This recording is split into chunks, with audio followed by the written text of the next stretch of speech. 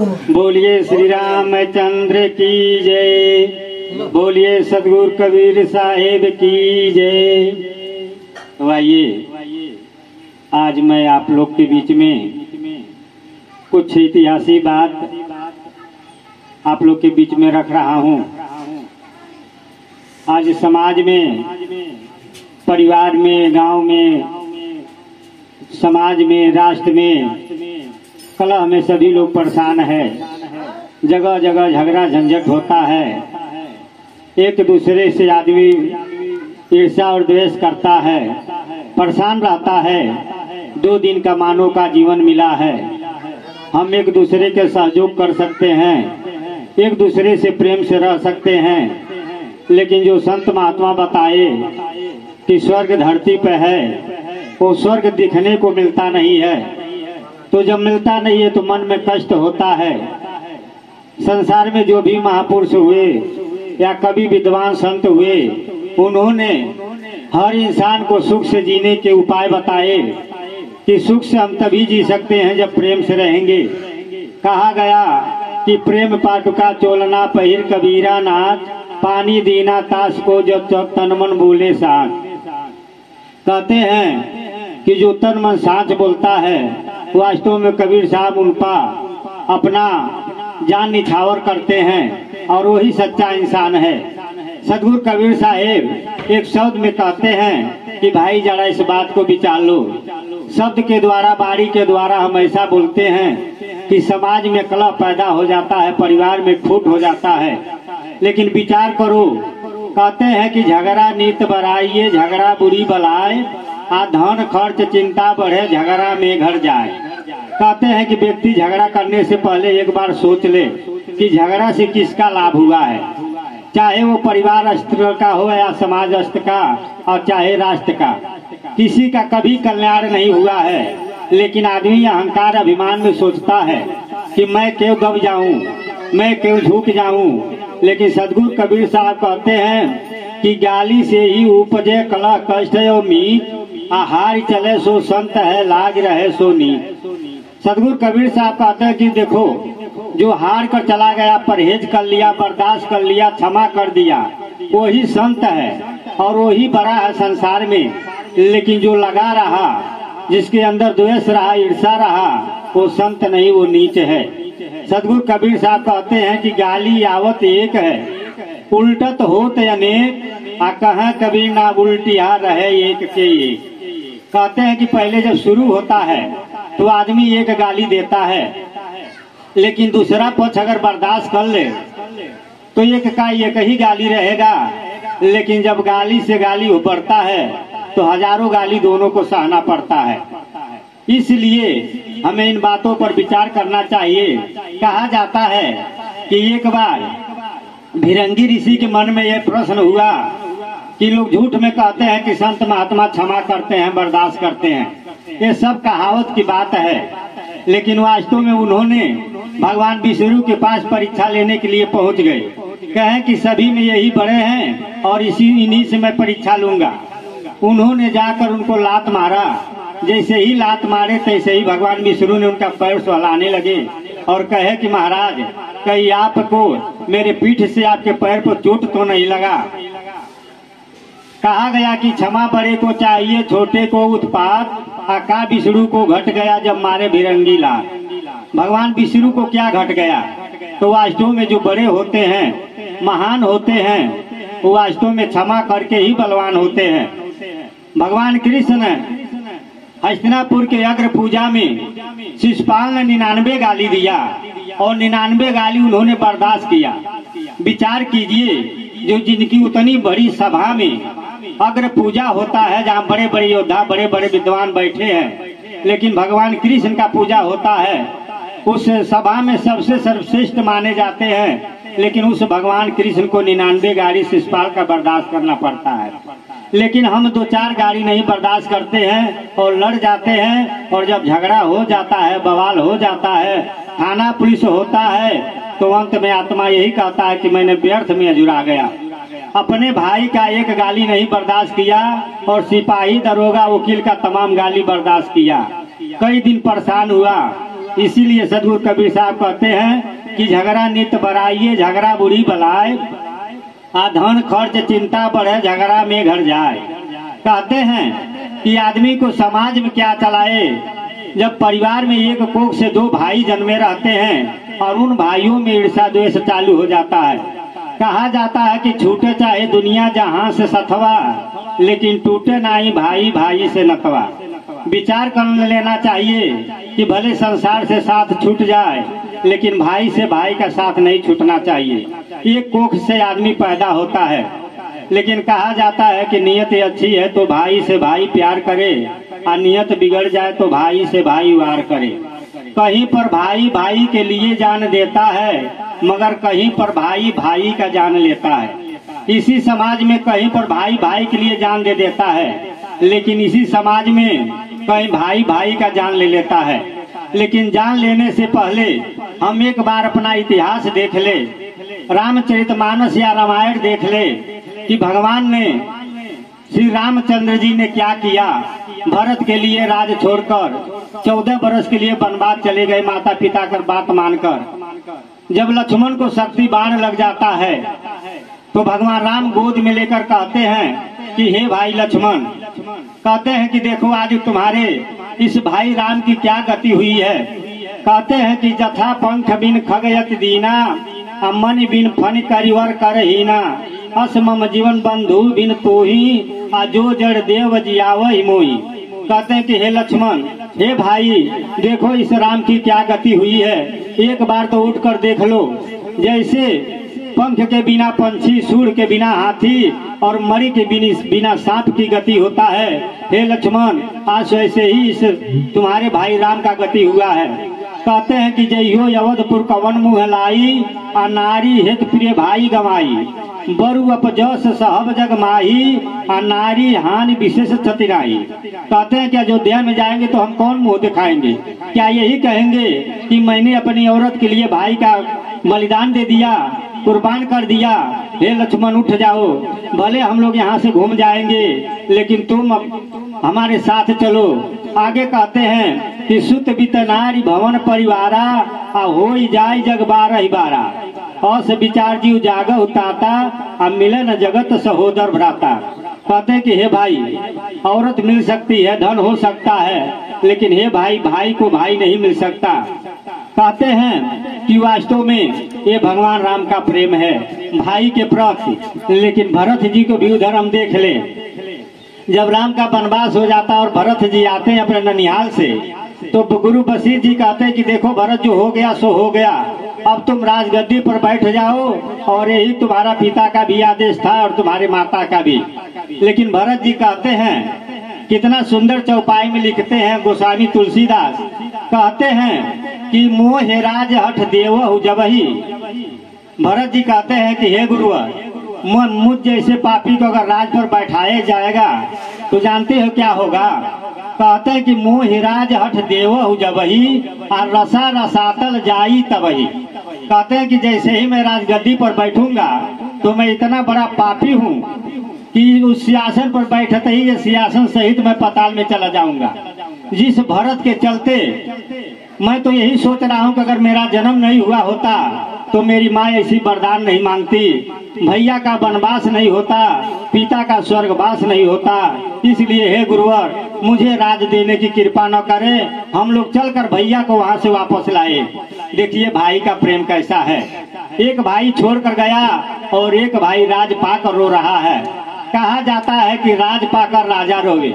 प्रश्न आता है कि कौन व्यक्ति है जो राज पाकर रोता है? आज राज के लिए भाई की भाई हत्या कर देते हैं। राजनीति में कितना खेला होता है राज के लिए, लेकिन एक भरत है। कहा जाता है कि राज पाके राजा रोवे वन में जाके जोगी, पिया मिलन से तिरिया रोवे वैद पाए सहयोगी। ये चारों प्रश्न है। तो राज पाकर कौन रोया? राज पाकर भरत जैसा भाई रोया। वन में जाकर जोगी, वन में जाकर राम लक्ष्मण सीता के तलाश में रोते हैं। पिया मिलन से तिरिया रोवे। अचरज की बात है कि जब पति मिल गए तो तिरिया की रोने की जरूरत ही नहीं है। लेकिन माता सीता जब लंका से आती है, डोली में बिठाकर भविष्य लाते हैं भगवान राम के पास कुरुक्षेत्र की ओर, तो वास्तव में जब भगवान राम परीक्षा लेने की बात करते हैं तो सीता जी रोने लगती है कि पति मिलन से प्रिया रोग है, वैद पाए सहयोगी। वैद लोग इसलिए रोने लगते हैं कि जब लक्ष्मण का शक्ति बाण लगता है तो उनको जिलाने के लिए सजीवन बूटी लाना जरूरी होता है और उसके लिए वैद की जरूरत होती है। तो वैद भी लंका का और युद्ध भी लंका से, इसलिए सहयोगी रोते हैं कि पता नहीं हम लोग लड़ाई भी लंका में कर रहे हैं और ये डॉक्टर वैद भी लंका का है, तो पता नहीं ये जहर देगा कि अमृत देगा। इसमें वो लोग रोते हैं कि वैद पास सहयोगी। तो वास्तव में भरत ऐसे भाई थे जो राज पाकर रोते थे। आज के युग में कहाँ ऐसे लोग हैं, लेकिन है, फिर भी विचार करना चाहिए। वास्तव में महाभारत में इसके उल्टा हुआ और उल्टा होने का मतलब विनाश हुआ। एक कहा जाता है, मैंने 2 छंदों में लिखा कि कैसन धनवा के व्यवहार ई संसार जानेला, ना होई हमार ना भइला ई तुहार ई संसार जानेला। इस धन दौलत के लिए कितने राजा महाराजा आए, कितने लोग अपना अपना कहते चले गए। कभी इस धरती पे कोई और राजा था जो कहता था मेरा है, लेकिन न उनका राज रह गया और न वो रह गए। कबीर साहब इसी बात को समझाते हुए बीजक में लिखते हैं कि जिनके चलते रौद पड़ा धरती होत बेहाल। कहते हैं कि हे भाई, हे विद्वान, हे पंडितगण, थोड़ा विचार कर लो। अहंकार अभिमान तुम व्यर्थ में करते हो।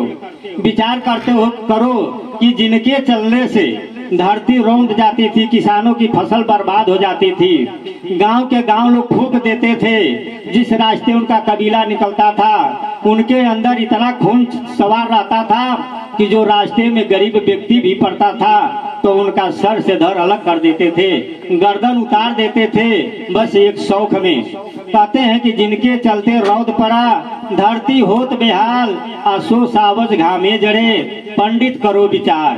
कहते हैं लेकिन एक दिन कुरुक्षेत्र में किसी का जंघा टूटा था, किसी का पैर टूटा था, किसी का कमर टूटा था और करा करा करके मर गए।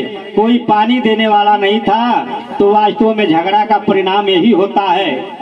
कहा जाता है कि कैसन धनवा के व्यवहार ये संसार जानेला। आप लोग देखे होंगे कि इसी धरती पर किसी दिन औरंगजेब, चंगेज खान, ये सब इतने क्रूर राजा थे कि लूट मार करने के लिए चले, लेकिन विचार कर दिए वही मोहम्मद गोरी जहाँ का रहने वाला था वहाँ आज जंगल झाड़ू पड़ा है। चंगेज खान जहाँ का था वहाँ पर जंगल झाड़ी है, कोई वहाँ पर दिया बांधने वाला नहीं है। लेकिन इसी संसार में जो अच्छा काम कर गया, चाहे भगवान राम हो, भगवान कृष्ण है, या सदगुरु कबीर साहब है, गोस्वामी जी हो, चाहे तमाम महापुरुष जो जितने हैं, आज उन लोगों की जन्म भूमि पूजी जाती है, वहाँ की मट्टी पूजी जाती है, वहाँ पर हजारों का मेला लगता है। तो विचार कीजिए कि एक दुष्ट व्यक्ति में और एक सज्जन व्यक्ति में कितना अंतर है। सज्जन व्यक्ति जहाँ मरते हैं वहाँ की माटी को सलाम किया जाता है, लेकिन जहाँ दुष्ट व्यक्ति मरता है, जहाँ रहता है, वहाँ कोई पूछने वाला नहीं है। आज वो वीरान पड़ा है जहाँ बड़े बड़े चंगेज खान और मोहम्मद गोरी ऐसे रजवाड़े थे।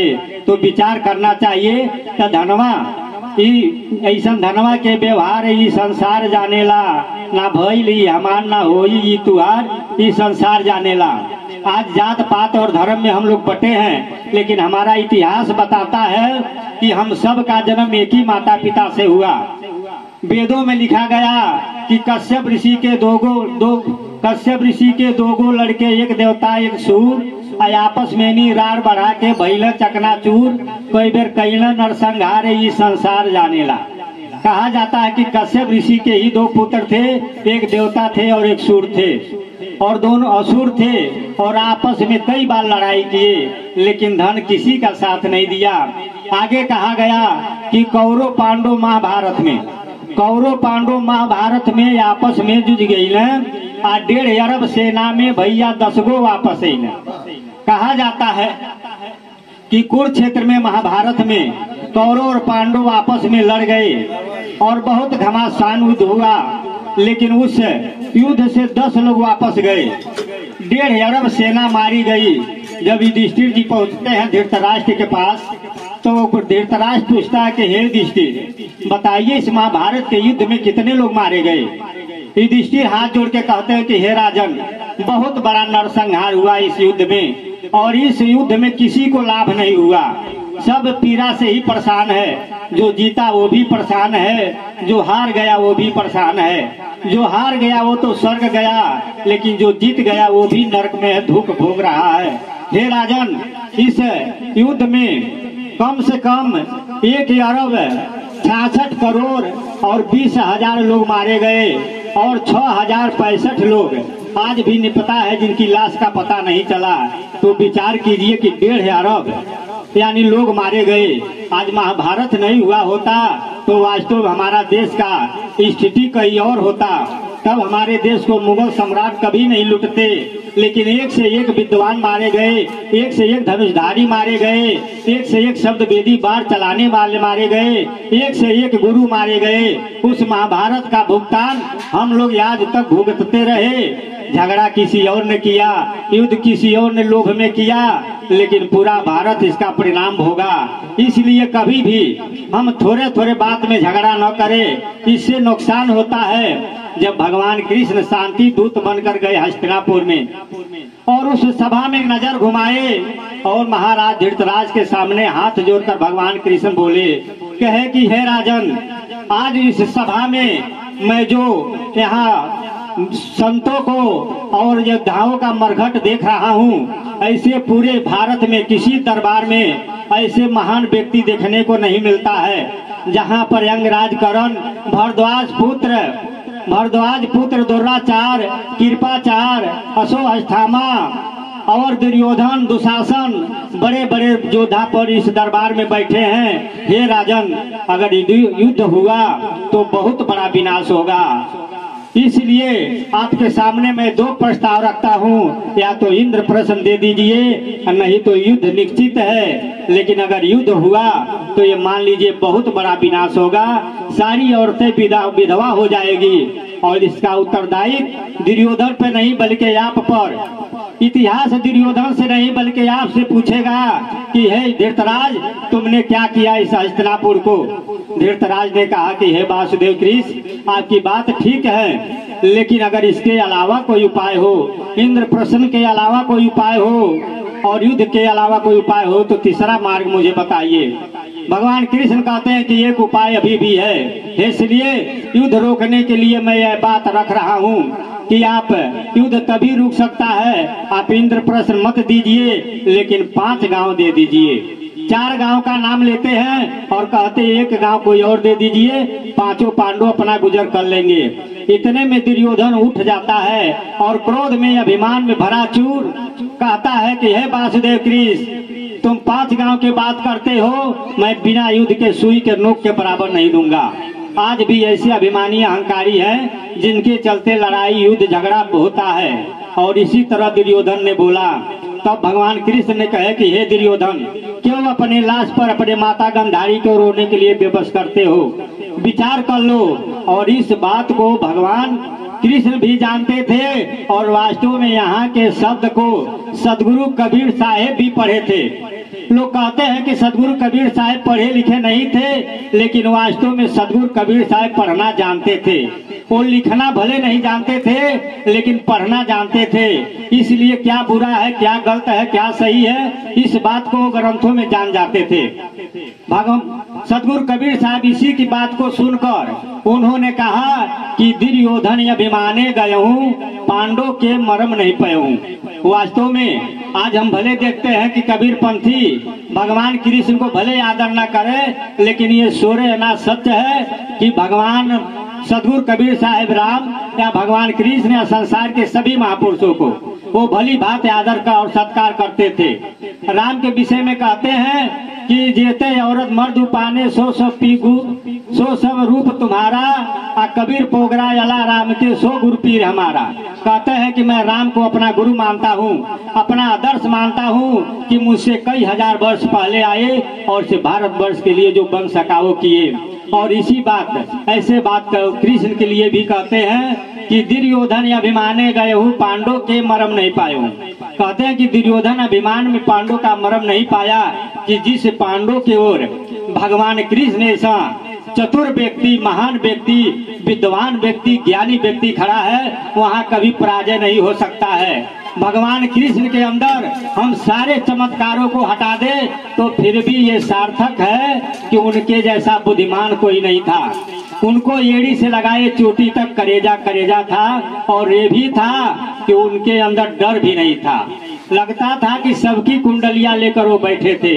वास्तव में सार्थक बात है। अगर हम सारे चमत्कारों को हटा दे तो फिर भी संसार के सभी महापुरुषों से ऊपर भगवान कृष्ण को रखा जा सकता है। तो इस बात को देखकर सदगुरु कबीर साहब कहे कि दुर्योधन अभिमाने गए हूँ, पांडवों के मरम नहीं पे हूँ। अंत में लड़ाई होता है और कौरव सेना मारी जाती है, और लेकिन भारत का बहुत बड़ा नुकसान होता है। ऐसे फूट हुआ भारत में आए गए अंग्रेज, नाय केहू के छामा रहल नाय रहल परहेज। ऐसे फूट भइल भारत में आए गए अंग्रेज, अपने देशवा में 100 बरस ले बीतल सिर झुकाई अपने देशवा में।